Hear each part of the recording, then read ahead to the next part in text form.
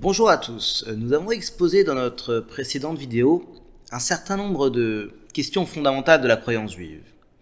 À la base de ces questionnements réside une problématique centrale à laquelle il convient de répondre.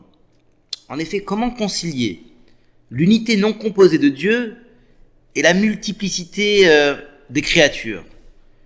A priori, ou bien Dieu est l'unité véritable, Echad Haemet, au-delà de toute définition, et au-delà même de la notion de singulier et de pluriel, ou bien Dieu s'abaisse à être au niveau des créatures, de les diriger et d'agir ou réagir en fonction de leurs actions. Cependant, que Dieu soit les deux à la fois est au-delà de toute règle logique. Un certain nombre de réponses à cette question ont été apportées par les ouvrages de philosophie juive au Moyen-Âge, les Rokrei Israël. Ces réponses, cependant, ne parviennent pas à répondre à cette question dans son sens le plus simple.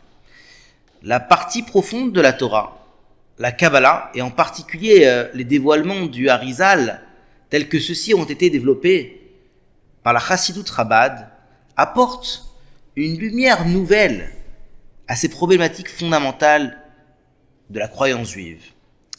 À ce titre, on rapportera les propos du kabbaliste Rabbi Moshe Cordovero dans son ouvrage de référence, le Pardes Rimonim, Perek Tet Shar Aleph, qui indique qu'une personne cherchant à comprendre les fondements de la croyance sur une base rationnelle, intellectuelle, aura toutes les chances de tomber dans l'hérésie, sauf si elle s'intéresse et se plonge dans les explications qui sont apportées par la Kabbalah.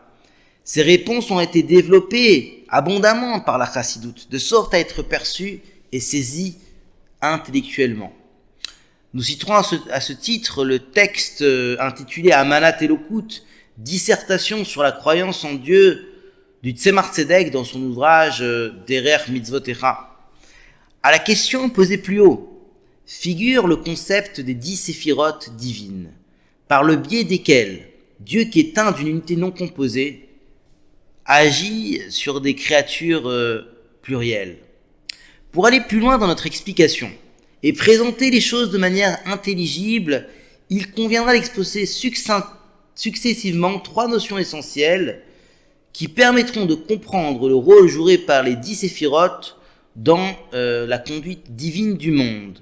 À savoir, premièrement, la notion de or, lumière, ensuite la notion de kelim, qu'on traduira par réceptacle, et enfin la notion fondamentale de tzimtzum, qu'on traduira par retrait ou voile. À très bientôt.